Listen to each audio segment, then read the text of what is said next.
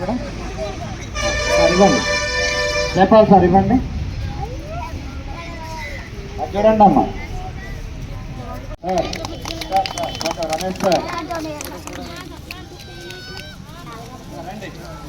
రండి సార్, రండి రండి, ఫోటోలో ఫోటోలో.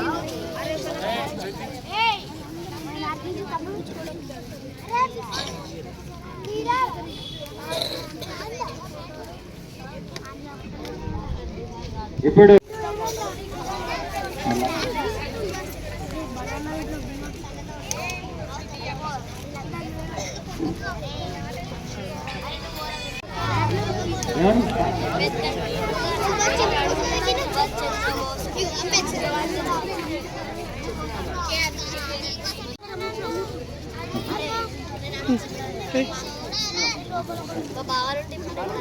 ఫోటో ఇవ్వండి సార్. ఓకే, మరి సన్మానం తప్పగా సాగుతుంది, చప్పట్లు కొట్టాలా, చప్పట్లు కొట్టాలి. వార్డు మెంబర్ వార్డు మెంబర్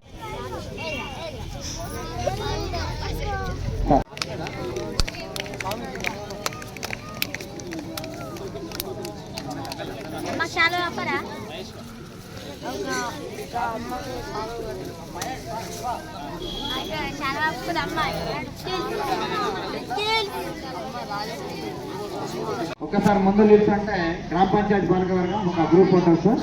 అనంతరం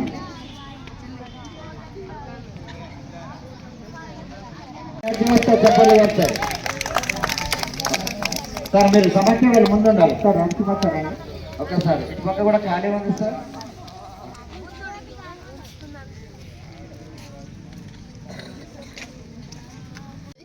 సాధించాలి అంటే దాని పట్ల మనకు ఆసక్తి అనేది ఉండాలి, తపన ఉండాలి. కాబట్టి అక్కడ శ్రీశ్రీ చెప్తాడు, శోధించి సాధించాలని. ఏది తనంత తానే నీ దరికి రాదు, శోధించి సాధించాలని చెప్తాం. అంటే ఎవరు కూడా మీకు మోటివేషన్ చేస్తారు, ఓకే, కానీ సెల్ఫ్గా ఆత్మవిశ్వాసంగా మోటివేట్ అయ్యేది మీరే, మీ లైఫ్ తీసుకునేది మీరే. కాబట్టి ఆ విధంగా మీరు ముందు 1863 జనవరి 12న ఆనాటి బ్రిటిష్ ప్రెసిడెన్సీలో, ఆ కాలంలో మన దేశాన్ని బ్రిటిష్ వారు పరిపాలిస్తున్నారు. బ్రిటిష్ ప్రెసిడెన్సీలోని కలకత్తాలో 1863 జనవరి 12న విశ్వనాథ్ దత్తా, భువనేశ్వరి దేవి అనే దంపతులకు మొదటి సంతానంగా నరేంద్రుడు, స్వామి వివేకానంద అసలు పేరు నరేంద్రుడు, జన్మించడం జరిగింది. నరేంద్రుడితో పాటు ఆ దంపతులకి ముగ్గురు ఆడకూతుళ్ళు, అలాగే తమ్ముడు నరేంద్రనాథుడికి. అయితే నరేంద్రనాథుడు చిన్నప్పటి నుండే 6 సంవత్సరాల వయసు అప్పటి నుంచే పిల్లలు, మీరందరూ కూడా ఇప్పుడు 6 సంవత్సరాల వయసున్న పిల్లలే, 5-6 సంవత్సరాల వయసున్న పిల్లలే. ఒక్కసారి వివేకానందుని జీవిత చరిత్రను మీరు శ్రద్ధగా గమనించినట్టయితే అతని నుంచి మీరు స్ఫూర్తిని పొందడానికి అవకాశం ఉంటుంది. కాబట్టి దేశ భవిష్యత్తు అనేది యువత చేతిలో ఉంటుందనే విషయం మనం పలు సందర్భాల్లో వింటుంటాం. మరి ఈ యువత సందేశాన్ని, ముఖ్యంగా వివేకానందుని సందేశాన్ని స్వీకరించి ఇతని నుండి స్ఫూర్తివాలనే ఆసక్తిని చిన్నతనంలోనే 10 సంవత్సరాల వయసులోపే, మీ వయసే, మరి మీరు ఆలోచిస్తున్నది ఏంటి, మీరు చేస్తున్న కార్యక్రమాలు ఏంటి ఒకసారి మీరు గమనించండి. మరి 10-12 సంవత్సరాల వయసు లోపే చదువుల్లోనూ ముందుండేవాడు, క్రీడల్లోనూ ముందుండేవాడు, సామాజిక సేవ చేయడంలో ముందుండేవాడు. ఏంటంటే ఏకసంతాగ్రహి అంటారు వివేకానంద. ఏకసంతాగ్రహి అంటే ఒక్కసారి ఒక పుస్తకం చదివితే వెంటనే పుస్తకంలో ఉన్న ప్రతి అంశాన్ని కామాలు పులిస్టాపులు వదలకుండా ఎంత పెద్ద బుక్ అయినప్పటికీ తిరిగి అప్పచెప్పే విధానం అతనికి అలవడింది. మరి ఇంత గొప్ప జ్ఞాపక శక్తి కేవలం 18 సంవత్సరాల వయసులోనే, ఆల్మోస్ట్ ఇప్పుడు 10th క్లాస్ పిల్లలు 9th క్లాస్ పిల్లలు మీరు ఇక్కడ ఉన్నారు. ఒక్కసారి మీరు స్ఫూర్తిని పొందండి. రోబో మూవీలో డైరెక్టర్ ఎవరు మీకు తెలుసా? రోబో మూవీ డైరెక్టర్ ఎవరు? శంకర్ అని నేను అనుకుంటాను.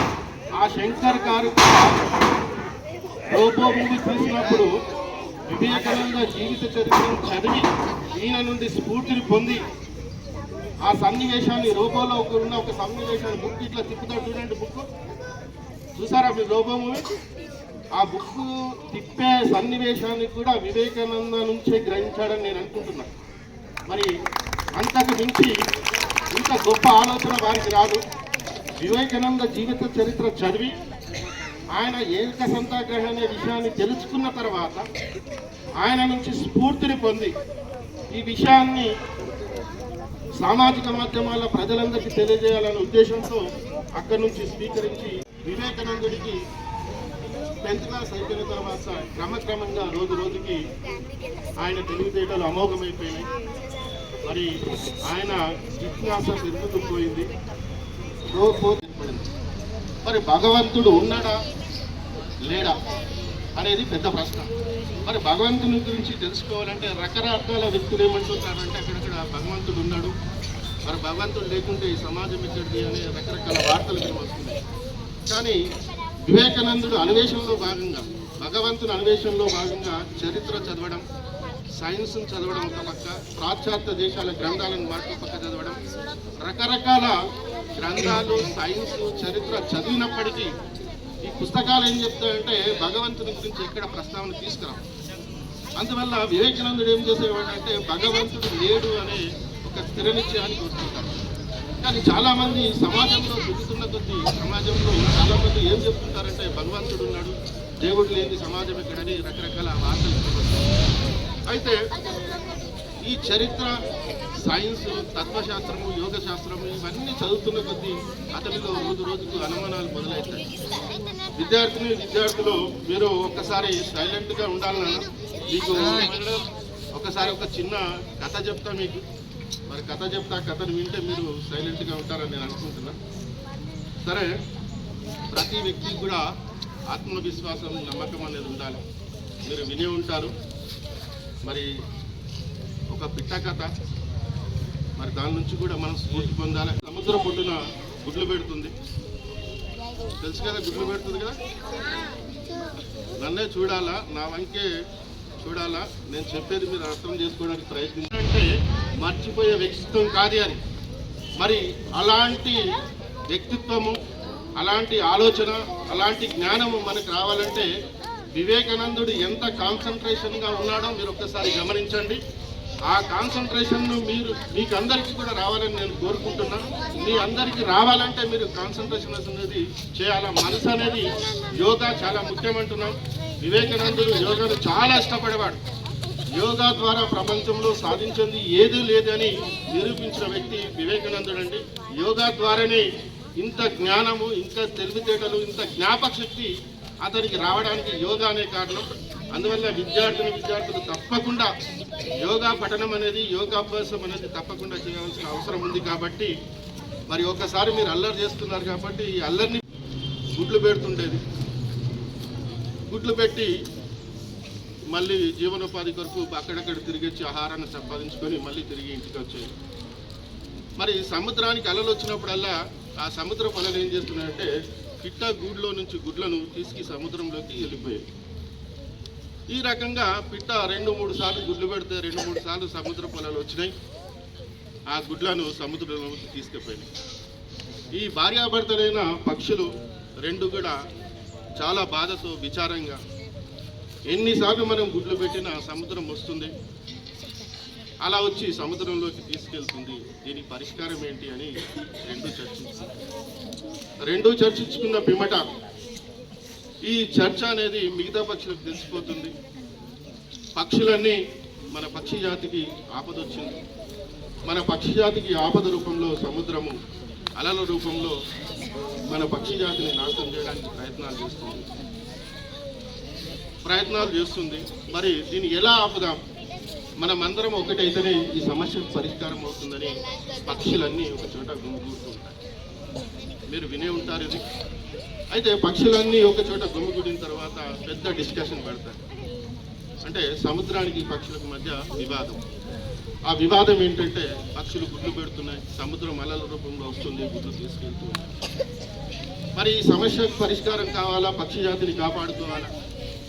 పక్షి జాతిని సంహరించడానికి సముద్రం ప్రయత్నం చేస్తుంది అని పక్షులన్నీ పెద్ద మీటింగ్ పెడుతుంటాయి, చర్చ నడుస్తుంటాయి, డిస్కషన్ నడుస్తుంటాయి. అయితే పక్షులకు వచ్చిన సమస్యల్ని, గ్రామ ప్రజలకు వచ్చిన సమస్యల్ని సర్పంచ్ దగ్గరికి మనం తీసుకెళ్తాం. అలాగే పక్షులకు వచ్చిన సమస్యలన్నీ, పక్షులకు ఒక రాజు ఉంటాడు, ఆ పక్షి రాజునే గరుత్మంతుడు అంటారు. ఆ గరుత్మంతునికి ఈ విషయం చేరిపోతుంది. గరుత్మంతుడు పక్షుల దగ్గరికి వచ్చేస్తాడు. పక్షులన్నీ గరుత్మంతునికి ఈ విషయం చెప్పేస్తాడు. ఆ విషయం ఏంటంటే సముద్రుడికి పక్షులకు మధ్య జరిగిన సంభాషణ మొత్తం గరుత్మంతుడికి తెలియజేస్తుంది.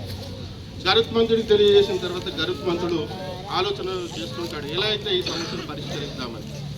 మరి గరుత్మంతుడు ఈ సమస్యను పరిష్కరించడానికి ఆలోచించిన సమయంలో విష్ణుమూర్తి, ముల్లోకంలో ఉన్న విష్ణుమూర్తి దేశ సంచారం చేయాలని ప్రయత్నం చేస్తుంటాడు. దేశ సంచారం చేయాలంటే విష్ణుమూర్తి పడినా మళ్ళీ లేచినందుకు అంటాడు. ఎరటం నాకు ఆదర్శం, లేచి పడినందుకు కాదు, పడినా మళ్ళీ లేచినందుకు అంటాడు. ఒక్కసారి ఆలోచించండి, దాంట్లో ఎంత మీనింగ్ ఉందో.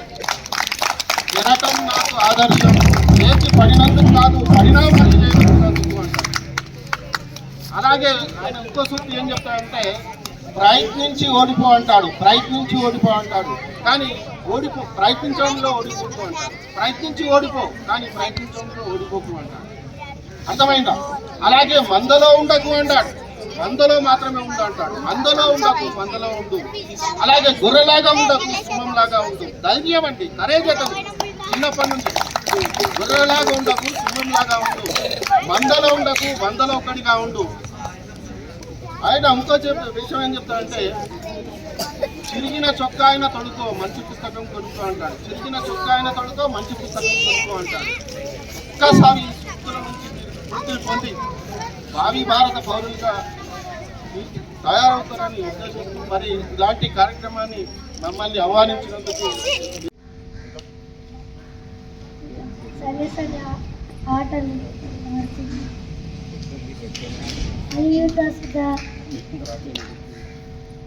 కరాటే అన్ని నేర్చుకుంటాం. గంట సేపు మంచి కార్యక్రమం నిర్వహిస్తున్నాం సార్. దీన్ని మన విలేజ్ నుంచి ప్రతి ఒక్కరు కూడా మనకు ఒక కార్యకర్త రావాలి, మన ప్రతి ఇంటి నుంచి రావాలన్న మన లక్ష్యం సార్ ఇది. ఇంకొకటి ఏంటంటే మనకు మన హిందూ మతం ప్రమాదంలో ఉంటుంది, ప్రమాదంలో పడబోతుంది ముందు ముందు కొన్ని సంవత్సరాల తర్వాత. ఇప్పటి నుంచే మనము అందరినీ మనం మోటివేట్ చేసి ఐకమత్యం తీసుకురావాలి. హిందూ మతంలో ఐకమత్యం తీసుకొస్తేనే మన మతం అనేది మనకు భవిష్యత్. ఓకే, మరి మ్యాట్ పైన మీరు యోగాసనాలు చేసి మీ శారీరక దృఢత్వాన్ని పెంచుకొని మానసిక మెంటల్గా కూడా డెవలప్ అయ్యి మంచి పొజిషన్లో ఉంటారని అందరి పెద్దల ఆశీస్సులు మీకు ఉంటాయి సార్. ఓకే, ఆర్ఎస్ఎస్ పిల్లలంటే క్రమశిక్షణకు మారిపోయారు కాబట్టి డిసిప్లిన్ అనేది ఉంటుంది. ఒక స్ఫూర్తిదాయకమైనటువంటి బుక్ స్వామి వివేకానంద చైతన్య స్ఫూర్తి యొక్క జ్ఞాపికను మీకు అందజేయడం జరిగింది. అదేవిధంగా సెకండ్ ప్రైజ్ నెక్స్ట్ 30 సంవత్సరాలు పూర్తి చేసింది. దాని సందర్భంగా 100 heroes 8th class English medium గ్రామ వార్డు సభ్యులు సార్ రాజకుమార్ గారు ఇవ్వాల్సిందిగా కోరుతున్నాం. ఎంపీపీ మండల పరిషత్ ఉపాధ్యక్షులు అంటే కాంగ్రెస్ పార్టీ ఉపాధ్యక్షులు సార్, పార్టీ ఉపాధ్యక్షులు. ఓకే, అదే ఇస్తున్నాం. ఓకే, తర్వాత ఇప్పుడు వార్డు మెంబర్లు ముగ్గురు వచ్చి కూడా ఇవ్వాల్సిందిగా కోరుతాం. Next third prize Y Lakshmi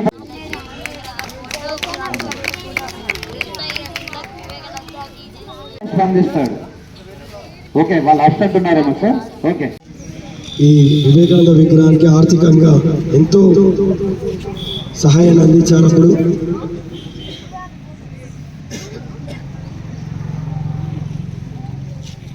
అలాగే పెట్టేటప్పుడు ఆర్థికంగా మాకు హెల్ప్ చేశారు వారందరికీ కూడా. అలాగే కింద ఉన్న వాళ్ళు కూడా చాలా మంది ఆర్థికంగా హెల్ప్ చేశారు. వాళ్ళందరినీ ప్రతి సంవత్సరం ఈ ఒక్కరోజు అలాగే కార్యక్రమానికి ఇచ్చేసినటువంటి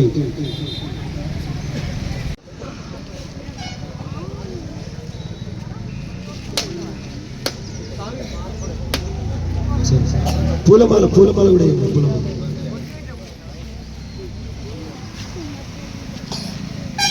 పూలమాల ఉంటుంది, దాన్ని పూలమాల బహుకరించాల్సిందిగా ఆర్యక్షత్రియ సంఘం అధ్యక్షుడు రాంబాయ్ భాస్కర్ గారిని కోరడం జరిగింది. రెడీ ఉండాలి దయచేసి. Okay, thank you sir. Balakishan Rao గారు రెడీ ఉండాలి.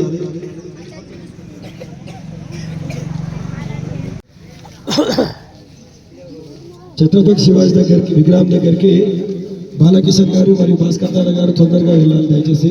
కార్యక్రమం తొందరగా.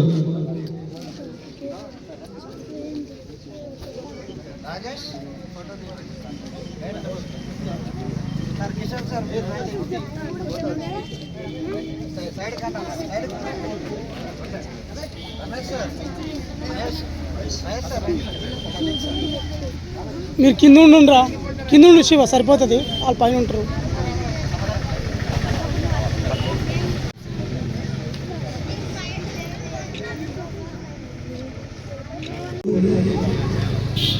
అందరికీ కూడా 163వ వివేకానంద జయంతి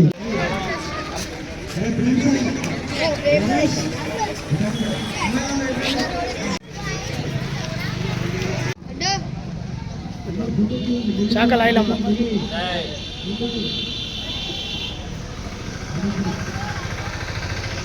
ఆయుధంగా సాగిపోతే ముందుకు విజయమే నీ వెంట రాధ కదులు కదా ముందుకు అభజయములు ఎదురైతే గొంగిపోవుడెందుకు విజయాన్ని తొలిమెట్టని నడువు కదా ముందుకు. యువతరమా నవతరమా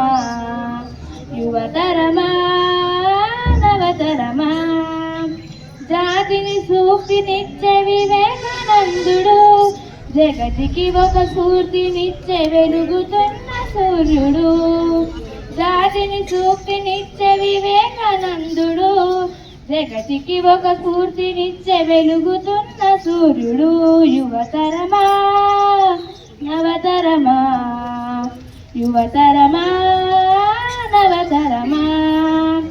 నీలోనే విశ్వముంది నిన్ను నువ్వు తెలుసుకుంటే, నీలోనే విజయముంది నిన్ను నువ్వు పిలుచుకుంటే, వెనక ముందు ఏముందని ఆలోచన మానుకో, వెనక ముందు ఏముందని. నవతరమా యువతరమా నవతరమా జగతికి స్ఫూర్తినిచ్చే వివేకానందుడు, ఖండాంతరయాన్ని తెచ్చే వెలుగుతున్న సూర్యుడు. జగతికి స్ఫూర్తినిచ్చే వివేకానందుడు, ఖండాంతరయాన్ని తెచ్చే వెలుగుతున్న సూర్యుడు. యువతరమా నవతరమా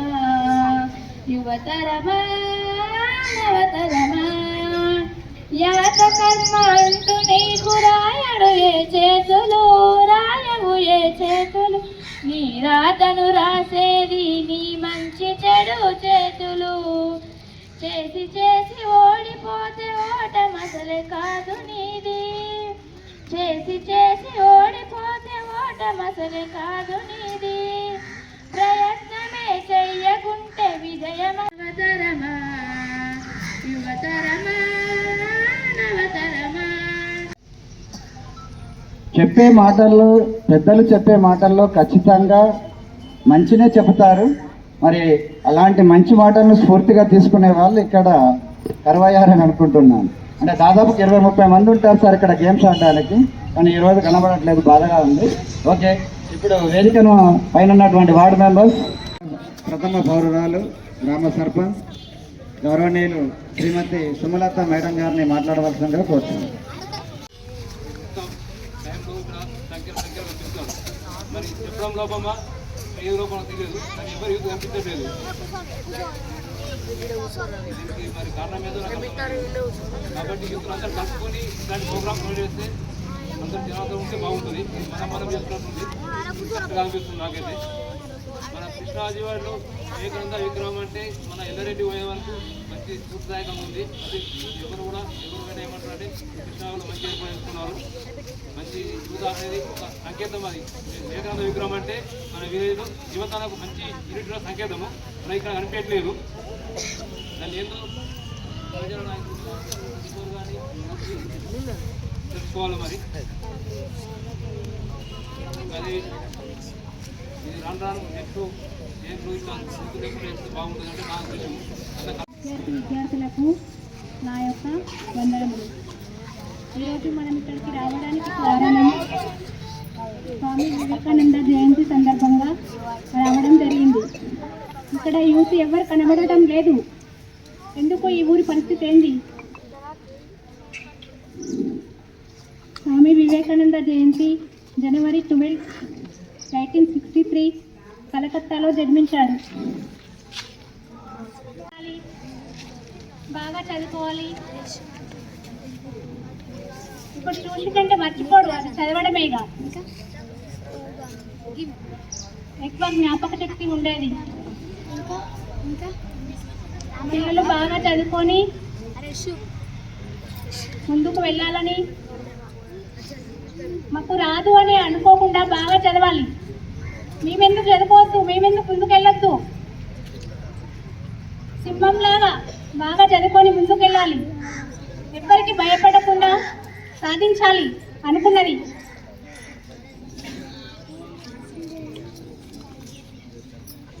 సాధిస్తే ఏది జరగంది ఉండదు. Okay, thanks.